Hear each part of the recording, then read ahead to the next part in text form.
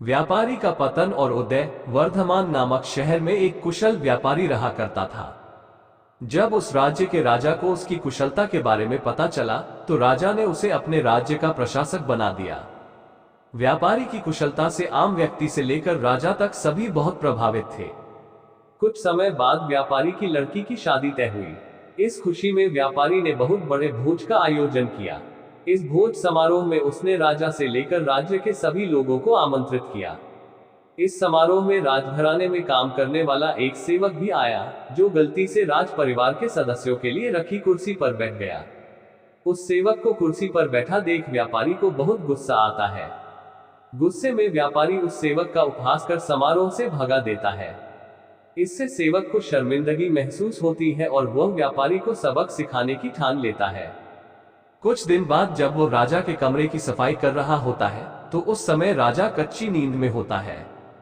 सेवक मौके का फायदा उठाकर बड़बड़ाना शुरू कर देता है। सेवक बोलता है, व्यापारी की इतनी हिम्मत जो रानी के साथ दुर्व्यवहार करे।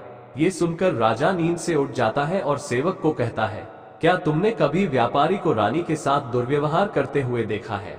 सेवक तुरंत राजा के पैरों में गिरकर उनसे माफी मांगने लगता है और कहता है, मैं रात में सो नहीं पाया, इसलिए मैं कुछ भी बड़बड़ा रहा हूँ। सेवक की बात सुनकर राजा सेवक को कुछ नहीं बोलता, लेकिन उसके मन में व्यापारी के लिए शक पैदा हो जाता है। इसके बाद राजा ने व्यापारी के राजमहल में प्रवेश पर पाबंदी लगाकर उसके अधिकार को कम कर दिया। अगले दिन व्यापारी किसी काम से राजमहल में आता है तो उन्हें पहरेदार दरवाजे पर ही रोक देते हैं। पहरेदार का यह व्यवहार देखकर व्यापारी को आश्चर्य होता है। वहीं पास में खड़ा राजा का सेवक जोर जोर से हंसने लगता है और पहरेदार से कहता है, तुम्हें पता नहीं तुमने किसे रोका है?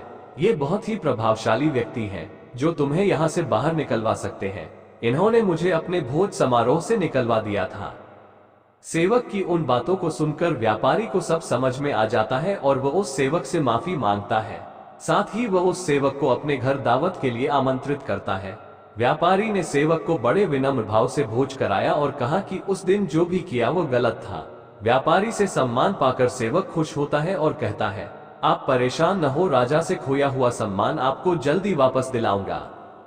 उसके अगले दिन राजा जब कच्ची नींद में होता है तो सेवक कमरे की सफाई करते हुए फिर से बड़बड़ाने लगता है और कहता है, हे भगवान, हमारे राजा इतने भूखे होते हैं कि गुसलखाने में स्नान करते हुए खीर खाते रहते हैं। इस बात को सुनकर राजा नींद से उठकर सेवक से क्रोध में कहते हैं, मूर्ख सेवक, तुम्हारी इतनी हिम्मत कि तुम मेरे बारे में ऐसी बात करो। राजा के क्रोध को देखकर सेवक पैर में गिरकर माफी मांगता है और कहता है, महाराज, रात को मैं ठीक तरह से सो नहीं पाया, इसलिए कुछ भी बड़बड़ा रहा हूँ। फिर राजा सोचने लगता है, अगर यह सेवक मेरे बारे में ऐसा बोल सकता है तो उस व्यापारी के बारे में भी झूठ ही बोल रहा होगा। अगले ही दिन राजा ने व्यापारी को महल में बुलाया और उन्हें उनसे छीने हुए सभी अधिकार वापस दे दिए। कहानी से सीख। हमें इस कहानी से यह सीख मिलती है कि किसी को छोटा समझकर उनका मजाक नहीं उड़ाना चाहिए, सभी का सम्मान करना चाहिए। किसी को नीचा दिखाने से एक दिन खुद भी अपमान का सामना करना पड़ता है।